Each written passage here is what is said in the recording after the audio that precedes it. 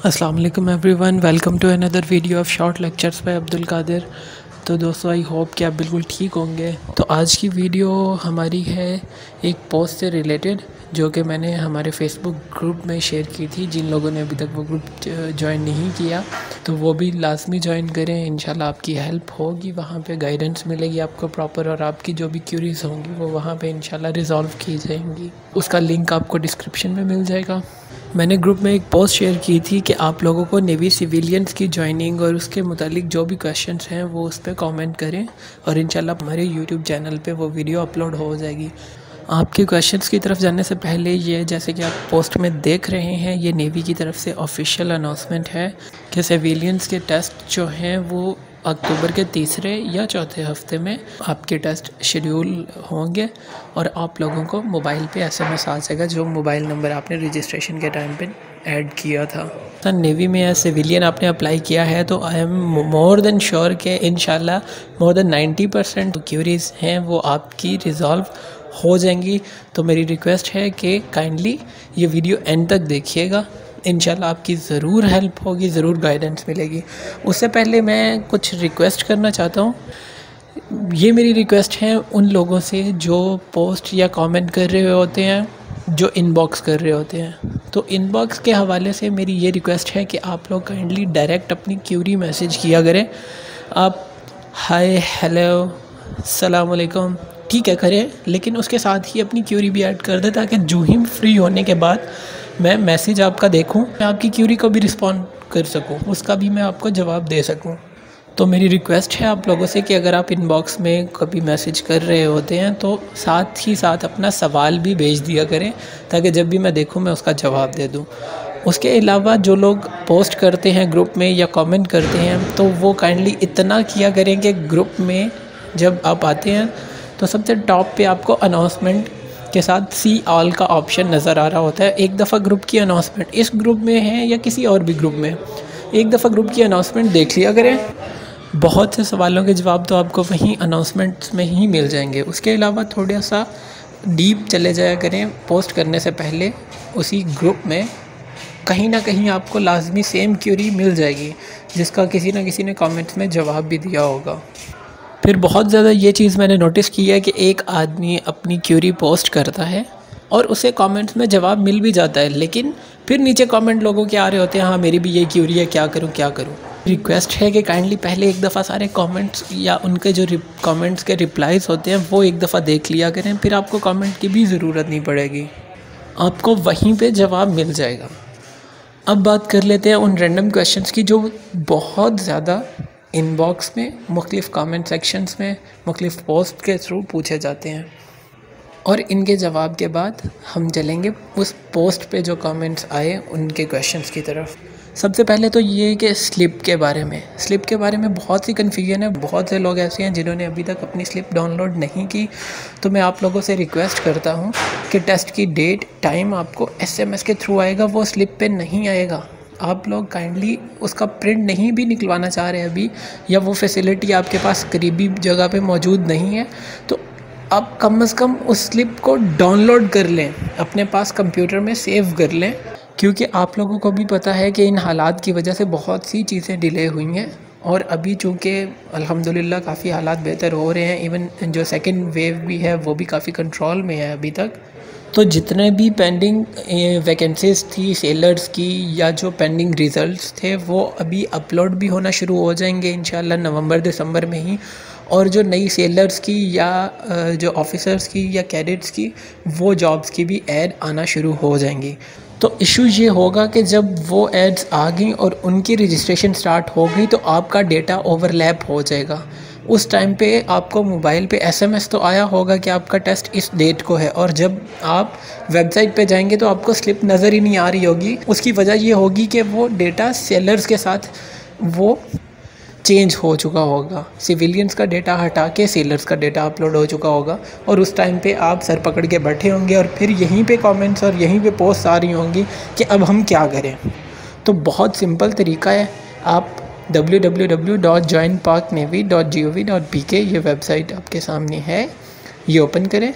नीचे आएंगे, आपको रजिस्ट्रेशन स्लिप का ऑप्शन नज़र आएगा, उस पर क्लिक करें। उस पर क्लिक करने के बाद आपको CNIC नंबर एंटर करने का ऑप्शन आएगा। आप वहाँ पे अपना CNIC नंबर एंटर करेंगे।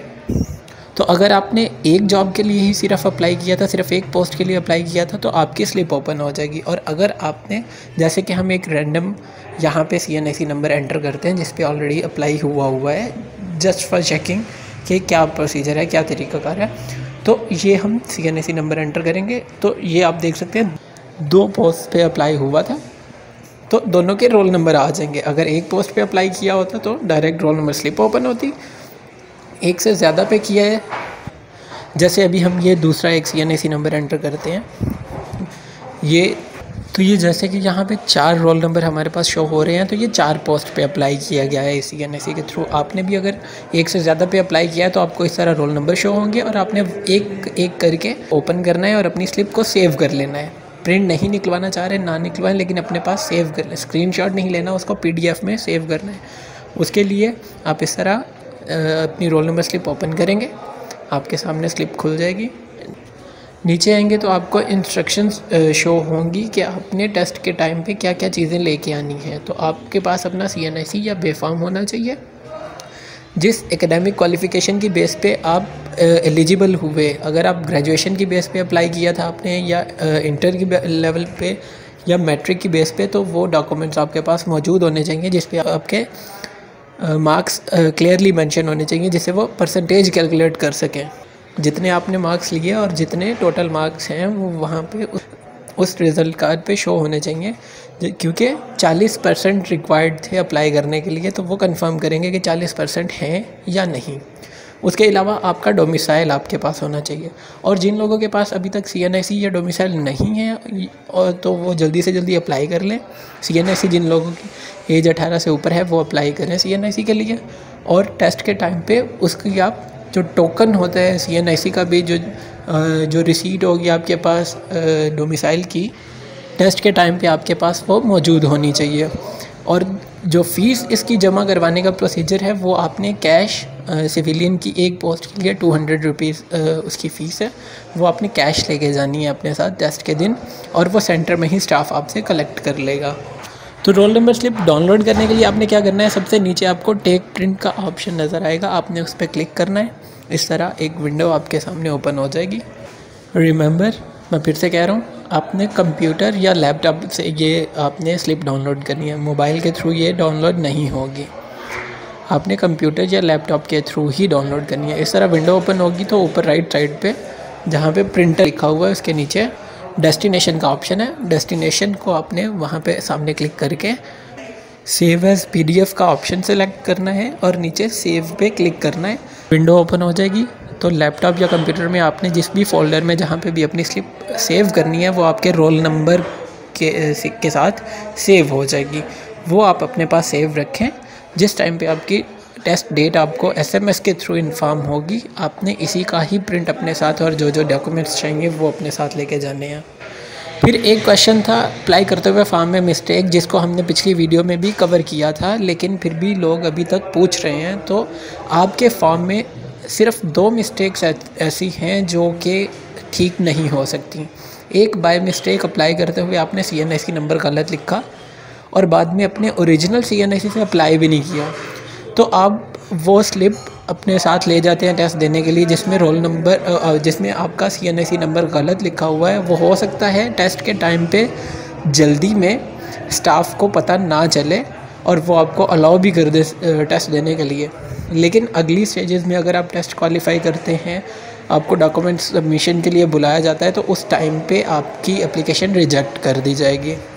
और दूसरी जो मिस्टेक, वो टेस्ट सेंटर सेलेक्ट करते हुए आपने एक दफ़ा जो टेस्ट सेंटर सेलेक्ट कर लिया है वो अब दोबारा चेंज नहीं हो सकता किसी भी सूरत। तो ये ना आप सोचें कि आपने अगर रावलपिंडी सेलेक्ट किया और आप लाहौर में या कराची में किसी सेंटर में उसी डेट को चले जाते और वो आपसे टेस्ट ले लेते, ऐसा बिल्कुल नहीं होगा। उसके अलावा जितनी भी मिस्टेक्स हैं आपके नाम के स्पेलिंग में, फ़ादर के नाम के स्पेलिंग में, या फ़ादर के CNIC में, या डेट ऑफ बर्थ में, या मार्क्स में, या जो रूरल अर्बन में काफ़ी ज़्यादा इशू आ रहा था उस चीज़ में, तो आप ये सारी की सारी चीज़ें टेस्ट क्वालिफाई करने के बाद डॉक्यूमेंट सबमिशन के टाइम पे करेक्शन इनकी करवा सकते हैं, और आपने लाजमन करवानी भी है। क्योंकि काफ़ी सीट्स हैं जो रूरल अर्बन का अलग अलग से कोटा है, तो आपने वो करेक्शन भी लाजमी करवानी है। फिर नेक्स्ट क्वेश्चन था मेडिकल में किन लोगों को रिजेक्ट किया जाता है। तो इसमें हाइट और चेस्ट का मैं अभी बता दूं आपको कि इसमें कोई इशू नहीं है। वेट के मामले में बहुत थोड़ा कंप्रोमाइज़ किया जाता है, अगर हल्का फुल्का ऊपर नीचे हो तो कोई इशू नहीं है। अगर कुछ इतना हो कि एक वीक में उन्हें लगे कि बेहतरी आ सकती है तो वो आपको 1 हफ़्ते तक का टाइम दे देंगे, लेकिन अगर बहुत ज़्यादा कम या बहुत ज़्यादा हो तो वो आपको रिजेक्ट कर देंगे। ओवर वेट एंड वेट जो रिक्वायरमेंट्स है बहुत ज़्यादा, बहुत वीक हो गई, जो कि बहुत रेयर होता है। बहुत वीक के केसेस बहुत रेयर होते हैं, हाँ ओवर वेट के केसेस होते हैं और उन लोगों को रिजेक्ट भी किया जाता है। तो अगर आपको इसमें से कोई भी इशू है तो आप अभी से उस पर काम करना शुरू कर दें, ताकि उस टाइम तक या तो आप रिक्वायरमेंट के अंदर अंदर आ जाएं या थोड़ा सा करीब पहुँचें और आपको वो थोड़ी कंपनसेशन दे दें। उसके अलावा रिजेक्शन की दूसरी वजह होती है कलर ब्लाइंडनेस, वीकनेस। आईसाइट अगर आपकी वीक है तो कोई इशू नहीं होगा, लेकिन अगर कलर ब्लाइंड हैं आप, तो मैं आपको क्लियर कर दूं कि फोर्सेस के तीनों डिपार्टमेंट में कहीं पे भी कलर ब्लाइंडनेस पे कोई कंप्रोमाइज़ नहीं होता। कलर ब्लाइंड पीपल को डायरेक्टली रिजेक्ट कर दिया जाता है। और तीसरा, खुदा न खास्ता अगर आपको कोई बहुत सीवियर, बहुत बड़ी बीमारी हो, जैसा कि कैंसर है, हेपेटाइटिस है, एड्स है, खुदा न खास्ता, तो इस तरह की जो डिजीज़ हैं उनको स्ट्रेट अवे रिजेक्ट कर दिया जाता है। छोटे मोटे इश्यूज़ जो हैं उन पे कोई इशू नहीं होता। मेडिकल के बारे में और बाकी जो स्टेप्स हैं रिक्रूटमेंट के, वो एक प्रॉपर वीडियो और फिर अलग अलग हर स्टेप की अलग अलग वीडियो ऑलरेडी हमारे यूट्यूब चैनल पे अपलोड हो चुकी है। अगर आप किसी एक स्टेप के बारे में भी जानना चाहते हैं या पूरी डिटेल देखना चाहते हैं तो आप वीडियो सेक्शन में जाके इजीली देख सकते हैं। टेस्ट प्रेपरेशन की बात करें तो जो लोग मैं देख रहा था ग्रुप में, काफ़ी कुछ लोग कमेंट कर रहे थे कि पास्ट पेपर हो। तो फोर्सेस के जो पेपर होते हैं, पास्ट पेपर वाली कोई चीज़ नहीं होती। फोर्सेस के पेपर कभी भी पब्लिकली वो अपलोड नहीं होते, कहीं पे भी अवेलेबल नहीं होते। तो आपको सिर्फ पैटर्न पता होना चाहिए, जो कि मैंने ऑलरेडी बताया। आप अगर ग्रुप की अनाउंसमेंट्स में जाएंगे तो वहाँ पे भी अपलोडेड है, और इस यूट्यूब चैनल पे भी एक अलग से entrance test, all details about entrance test की वीडियो भी अपलोड हो चुकी है। और प्रेपरेशन के लिए जो रिसेंट हमारी वीडियो थी, एक तो how to apply an more than one post, उससे पहले एक सैलरी के नाम से एक वीडियो 16-17 मिनट की है। उसमें आपको बताया हुआ है कि वेबसाइट कौन सी अच्छी है और बुक कौन सी अच्छी है, और सैलरी की भी इवन डिटेल्स वहाँ पे फिगर्स के साथ मेंशन है। सैलरी के लिए अगर स्पेसिफिकली आप देखना चाहते हैं तो उस वीडियो को 11 मिनट से आप देख सकते हैं। वहाँ पे आपको बताया गया है कि किस वजह से बाकी डिपार्टमेंट्स की निस्बत यहाँ पे पेज कम है और पेज कितनी है। फिर कुछ लोगों का सवाल था कि उनकी पहले किसी टाइम पे किसी बैच में सिलेक्शन हुई, लेकिन किसी भी वजह से उन्होंने ज्वाइन नहीं किया, तो क्या अब वो जाके ज्वाइन कर सकते हैं? क्या अब उनका क्या प्रोसीजर होगा? तो जिन लोगों ने पहले ज्वाइन नहीं किया उन लोगों को नए सिरे से सारे स्टेप्स क्लियर करके दोबारा से सिलेक्ट होना पड़ेगा। उसके अलावा भी कोई तरीका नहीं है।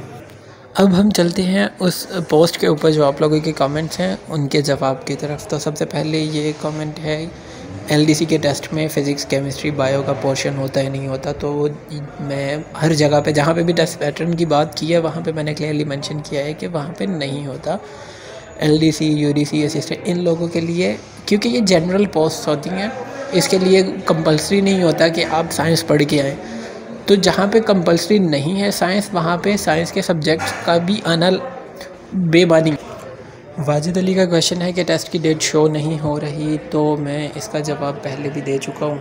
मोहम्मद आमिर का क्वेश्चन है, अगर किसी ने 2 पोस्ट पे अप्लाई किया है और वो दोनों में सेलेक्ट हो जाता है तो उसके पास क्या अपॉर्चुनिटीज़ है? तो उसके पास दोनों के ऑप्शंस हैं, वो जिसमें चाहे वो ज्वाइन कर सकता है, जो उसे ज़्यादा सूट करती है।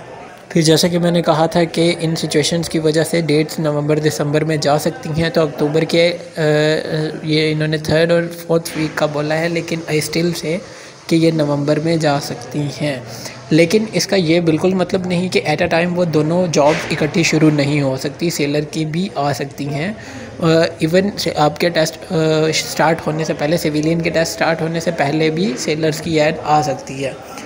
जिसके लिए मैं ऑलरेडी बता चुका हूँ कि आप स्लिप अभी से सेव करके रख लें।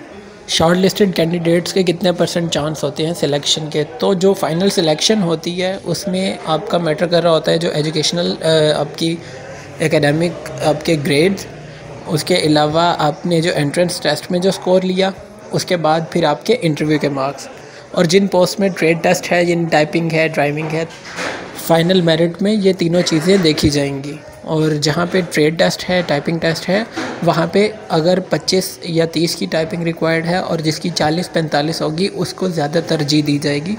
तो सिर्फ ये आप 25 या 30 आपके लिए काफ़ी नहीं है, बेहतर है आप अभी से अपनी प्रैक्टिस शुरू करें। ज़्यादा से ज़्यादा जितनी स्पीड आप अटेन कर सकते हैं, ज़्यादा से ज़्यादा स्पीड अपनी बढ़ाएं। रोल नंबर कब इशू होगा? रोल नंबर ऑलरेडी इशू हो चुके हैं, टेस्ट डेट रहती है और टेस्ट डेट उसके बारे में मैं बता चुका हूँ। फिर सरफराज का सवाल है नेवल पुलिस की जॉब्स कब आएंगी और क्या उसकी डिटेल्स हैं? तो जो नेवल पुलिस की आती हैं जॉब्स वो सेलर में आती हैं, यूनिफॉर्म पर्सनस में आती हैं, और इंशाल्लाह इफ़ एवरीथिंग गोज़ राइट तो नवंबर दिसंबर में, जैसे मैंने पहले बताया, सेलर्स की जो एक्सपेक्टेड हैं उनके साथ ये नेवल पुलिस की भी आएंगी। इसकी रिक्वायरमेंट की बात कर लें तो इसके लिए बैचलर होना लाजमी है, एज 16 to 20, 16 से 20 साल, और मैट्रिक एटलीस्ट 60% मार्क्स, वो साइंस भी हो सकती है, आर्ट्स भी हो सकती है, लेकिन 60% नंबर होने चाहिए, और height 5 foot 7 inch. Duty timing की बात करें तो फोर्सेस के किसी भी डिपार्टमेंट में अगर आप यूनिफॉर्म पर्सनल हैं तो ये कभी ना सोचें कि आपकी फ़िक्स टाइमिंग होगी। आपकी ड्यूटी कभी भी कहीं भी किसी भी टाइम लगाई जा सकती है। और प्रमोशन की बात करें तो जैसे सेलर्स की प्रमोशन होती है वो आप CPOs तक या इवन फर्दर सब लेफ्टिनेंट तक प्रमोट हो सकते हैं। फिर आगे क्वेश्चन आया सन कोटे का। तो मैंने ये पहले भी क्लियर किया था पिछली वीडियो में कि सन कोटा यहाँ पे कहीं नहीं है। जो सन कोटा नेवल एम्प्लॉयज़ के बच्चों के लिए जो कोटा होता है वो इंटरनल बेसिस पे आता है, जो ऐड के थ्रू नहीं आता। यहाँ पे जो तज़किरा है होगा नीचे आपको ऐड में नज़र आ रहा होगा कि जो नेवी के एम्प्लॉयज़ रिटायर्ड हाजिर सर्विस वो इस तारीख तक 18 तारीख तक अपने डॉक्यूमेंट्स भेजे। तो ये उनके लिए जो ख़ुद एम्प्लॉय थे या एम्प्लॉय हैं और वो अप्लाई करना चाह रहे हैं, वो ख़ुद अप्लाई करना चाह रहे हैं। उसके अलावा अगर जो कोटे की बात करें तो वो सिर्फ़ उन लोगों के लिए है जिनके पेरेंट्स नेवी में सर्विस करते हुए जिनकी डेथ हुई, और उनके लिए भी कोटा नहीं है, उनके लिए रिलैक्सेशन है एज की। फिर स्टोरमैन के बारे में क्वेश्चन आया कि टेस्ट कंप्यूटर पे होगा या रिटर्न। तो टेस्ट सारे कंप्यूटर पे होंगे। और टेस्ट किस तरह का होगा? तो ये मैट्रिक रिक्वायरमेंट है तो मैट्रिक लेवल का ही होगा, लेकिन उसके पोर्शंस में आपका जनरल नॉलेज भी होगा और IQ भी होगा। ड्यूटी की बात करें तो स्टोरमैन और स्टोर कीपर जितने भी ये स्टोर से रिलेटेड हैं, इन सारों का काम जो भी नेवी के जिस भी यूनिट में उनकी अपॉइंटमेंट होगी वहाँ पे जो स्टोर्स हैं जहाँ पे स्टॉक में चीज़ें पड़ी होती हैं, चाहे वो स्टेशनरी है, चाहे स्पोर्ट्स है, चाहे इलेक्ट्रॉनिक्स का सामान है या मेडिकल का, तो उसके डेटा को उन्होंने एक तो मैनेज करके रखना है और सामान को मैनेज करना। उनका काम सिर्फ उन चीज़ों पर डील करना होगा। चार्ली 19 कब रिपोर्ट करेगा और कहीं वैकेंसीज़ कैंसिल तो नहीं होगी? तो बिल्कुल ऐसा नहीं है, वैकेंसीज़ कैंसिल नहीं होंगी। जिन लोगों को वो ऑनलाइन ट्रेनिंग दे सकते थे उन लोगों को नेवी ऑनलाइन क्लासेस ले रही है। जैसे कि कुछ जो लास्ट बैच के अप्रेंटिस थे उनकी ऑनलाइन क्लासेस हो रही हैं, वो लोग घरों में बैठे हैं और वो ऑनलाइन क्लासेस अटेंड कर रहे हैं। तो ऐसा कुछ भी नहीं है, कैंसिल नहीं होंगी। जहाँ पे जिस हद तक नेवी आप लोगों को अकोमोडेट कर सकती है, आपको फैसिलिटेट कर सकती है, वो कर रही है। तो अब कुछ अर्सा अभी वेट करें, इंशाल्लाह ये सारी चीज़ें जब सेटल डाउन हो जाएंगी तो आप लोगों को भी बुला लिया जाएगा। सद्दाम हुसैन ने अप्लाई किया 2 पोस्ट पे, लेकिन उनको उनकी रोल नंबर स्लिप नहीं उन्हें मिल रही, तो उसका तरीका मैं बता चुका हूँ आपको। इंशाल्लाह कोई इशू नहीं होगा, देख लें एक दफ़ा। सिविलियन अप्रेंटिस कितने आवर्स की ड्यूटी होती है, टेस्ट किस तरह का और क्या उसकी, और सैलरी के बारे में। तो सिविलियन अप्रेंटिस एक आपकी ट्रेनिंग बेस्ड जॉब होती है जिसमें आपकी 3 साल ट्रेनिंग करवाई जाती है। मैट्रिक की बेस पे आप भर्ती होते हैं। 3 साल का डिप्लोमा करवाया जाता है, जिसके दौरान आपको नेवी डिप्लोमा भी करवा रही होती है और आपको स्टाइपेंड भी दे रही होती है, जिसको आप सैलरी कह लें।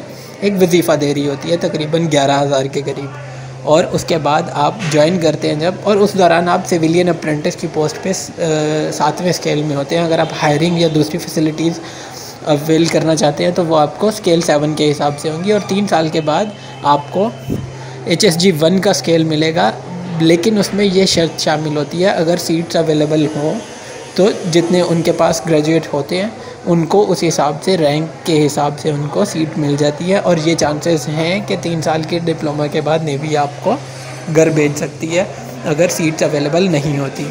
और अगर आपको HSG 1 के रैंक पे प्रमोट किया जाता है, वो 11वें स्केल की पोस्ट है, लेकिन साथ आपका 8 साल का बॉन्ड होगा। 8 साल के दौरान आप नेवी को नहीं छोड़ सकते।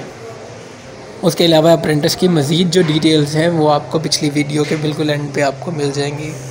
इकरा मुनीर का क्वेश्चन है कि असिस्टेंट के टेस्ट का सिलेबस क्या होगा। तो बेटा इसके बारे में मैं पहले से बता चुका हूँ, बहुत सी पोस्ट भी कर चुका हूँ।